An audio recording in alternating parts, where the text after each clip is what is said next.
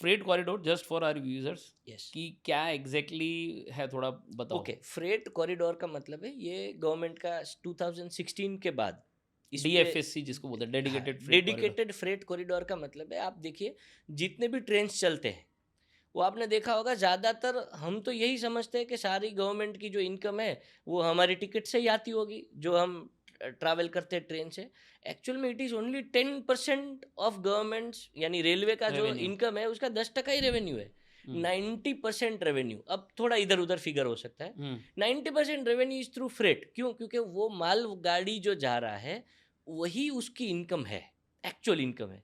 तब वो actual income पे फोकस नहीं कर रहे थे, पब्लिक की ओपिनियन और पब्लिक का डिमांड और पब्लिक को खुश करने के लिए फ्रेट पे फोकस नहीं था, सिर्फ रेलवे पे फोकस था। रेलवे का मतलब लोग यही समझ रहे हैं कि पैसेंजर ट्रेन को रेलवे बोलते हैं, जबकि उसकी इनकम वहाँ कुछ भी नहीं थी।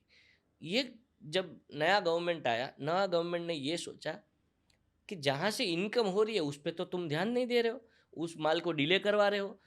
एक पैसेंजर ट्रेन की वजह से मालगाड़ी को 12 घंटे साइड में पार्क करवा देते हो। ये कब तक चलेगा? You can not survive like this if you want to grow your economy. तो गवर्नमेंट ने एक डेडिकेटेड फ्रेट सर्विसेज का कॉरिडोर शुरू किया कि भाई एक ऐसा टेस्टिंग शुरू करो, उसके बाद हम आगे आगे बढ़ेंगे। तो डेडिकेटेड फ्रेट कॉरिडोर वहाँ से उसका जन्म हुआ कि ट्रेन चलेगी उस रूट पे सिर्फ मालगाड़ियाँ, आप उस ओके। पर पैसेंजर ट्रेन नहीं चला सकते हो until it is an emergency case. तो इसकी वजह से dedicated freight corridor came into being. So transportation और फास्ट हो गया, ट्रांसपोर्टेशन माल फास्ट हो फास्ट जा गया। रहा है। आज आप दिल्ली से कोई माल डाल रहे हो, आपको नेक्स्ट डे अहमदाबाद में मिल जाता है। पहले यही चीज़ 15 दिन लेती थी। ओके।